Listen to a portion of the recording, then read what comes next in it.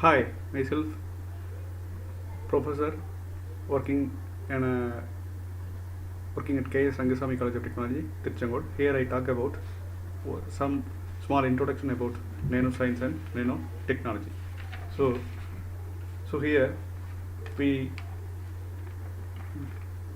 talk about what is nanoparticle and what is the size of nanoparticle and what is nanoscience and nanotechnology. So what are the hidden opportunities in the area of nano dimension, and also what are the techniques are used to characterize the nanoparticle, and basically what is nanotechnology and what is nanoparticle. So nanotechnology that deals with dimensions and tolerances of less than 100 nanometer in nanoscale. Dimensions and tolerances are less than 100 nanometer in a nanoscale, and also is a manipulation of individual atoms and molecules to form a nano material. And these kind of nanomaterial are used to study the nanotechnology, and nanoscience are used to study the nanomaterials and their properties to create a potential application to reshape our entire world.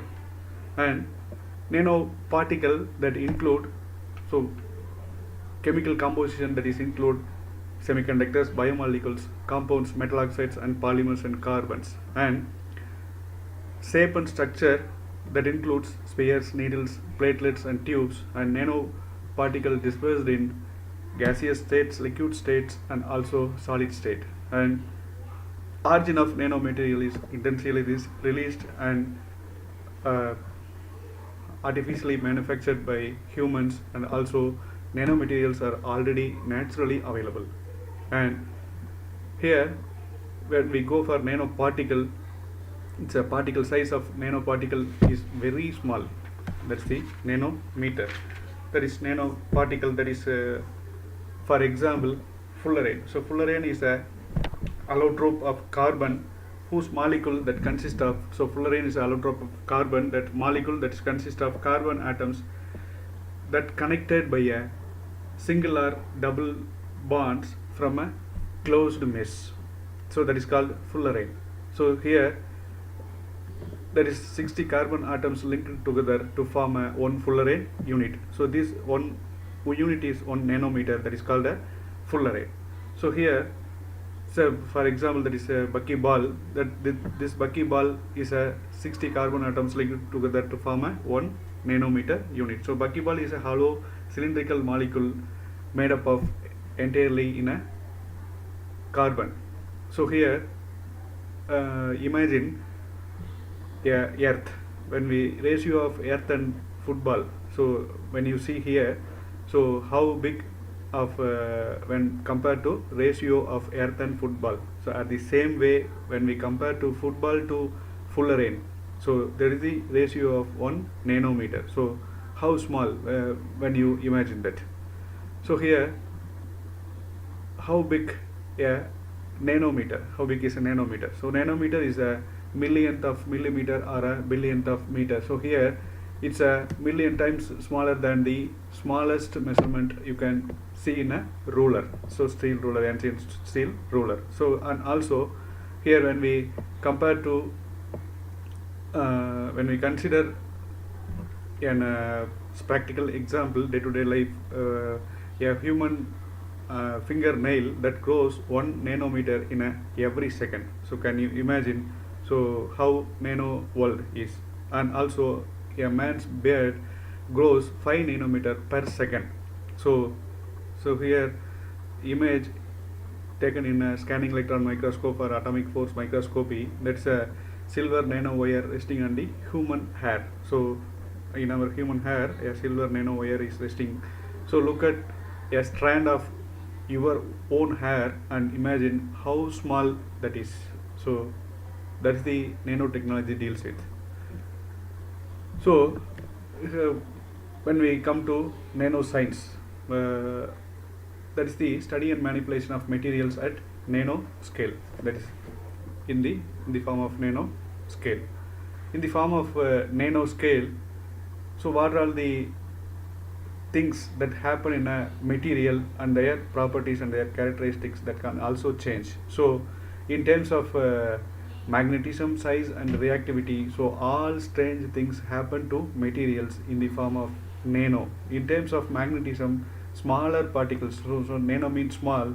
So in terms of magnetism, smaller particles can have a different magnetic properties than when compared to larger particles. And also when compared to larger particles in the form of size, when compared to larger particles, smaller particles have a different optical properties. And also colors, for example, colors can change because different sizes of particles reflect and observe the light also, light absorptivity also differently. And in terms of reactivity, when compared to larger particle, smaller particles, they tend to react differently with their environment and when compared to larger particles. So yeah, size is matter.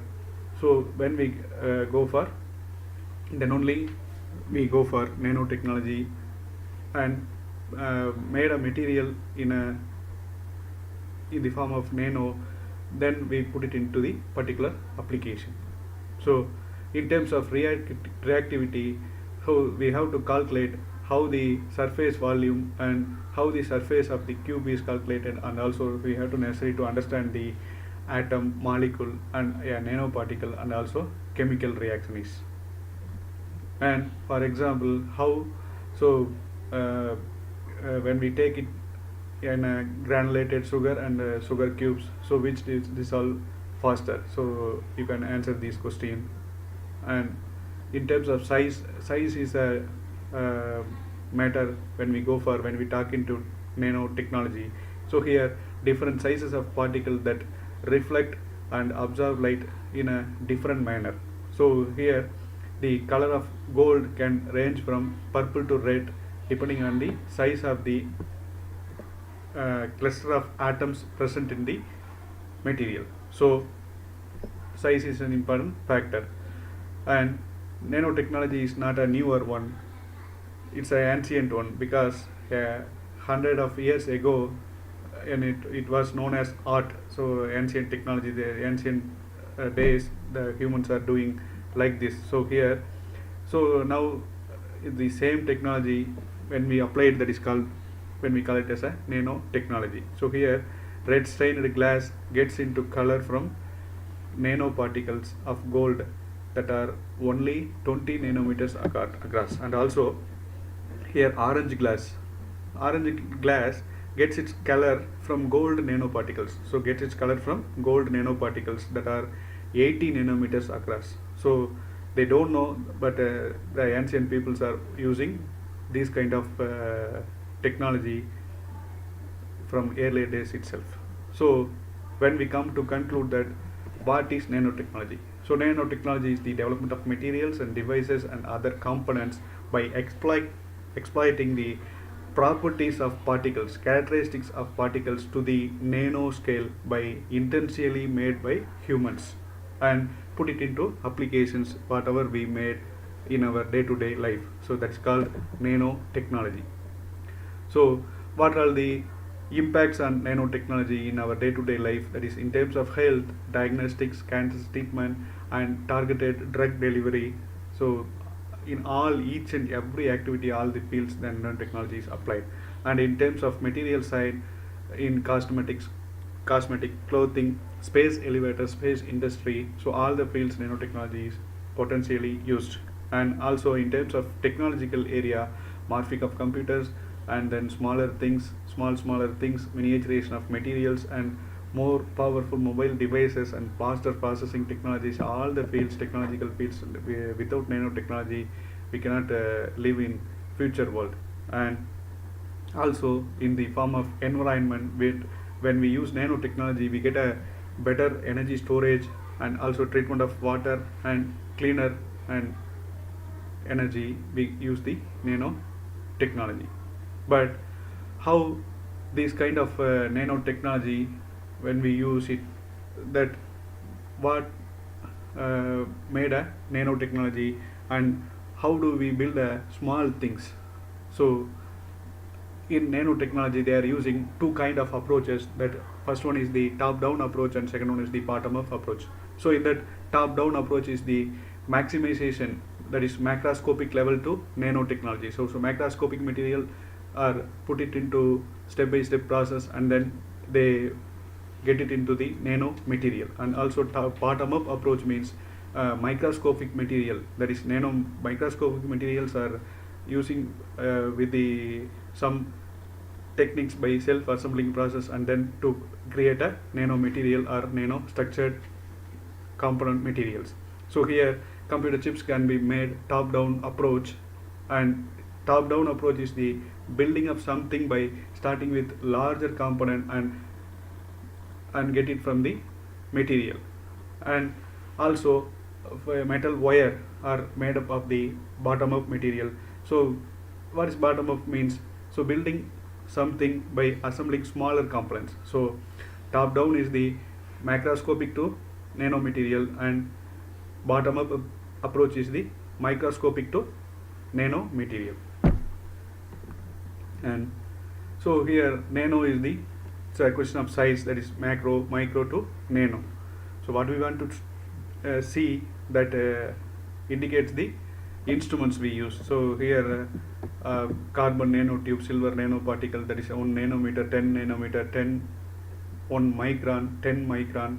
So here 1 nanometer is DNA, 10 nanometer is the protein, and 100 nanometer we can see it in the virus, and also 1 micron, that is red blood cells or bacteria, and 1 millimeter, that is in our hair. So we use the instruments. So different kinds of instruments, that is atomic force microscopy, scanning electron microscopy, turning electron microscopy, scanning tunneling microscopy. There are so many optical microscope, electron microscope, so many surface analysis techniques are used to characterize the nanomaterials and then study the properties of nanomaterials. So those kind of magnifying glasses, so magnifying microscopes are available to characterize the nanomaterials in our day-to-day life. So these are the some images, that is optical microscope, electron microscope, surface analysis, elemental analysis, and so many more things are used to characterize the nanomaterials. That is beyond magnifying glass, we are using atomic force microscopy, scanning electron microscopy, turning electron microscopy, and so on, scanning tunneling microscopy. So these are the techniques are used to characterize the nanoparticles. So with this small introduction, so what is nanotechnology and what are the things you are used to, so how big that is nano is, that is very very small, that is in the nano scale, and what are the things used to characterize the nanomaterials. So these are the things we are studied, and nanotechnology deals with the dimensions and tolerances less than in a nano scale, that is 100 nanometer. That is studying the nano materials and their properties to create a potential applications to reshape the world. So that's all about small introduction about nanotechnology. So Jai Hind.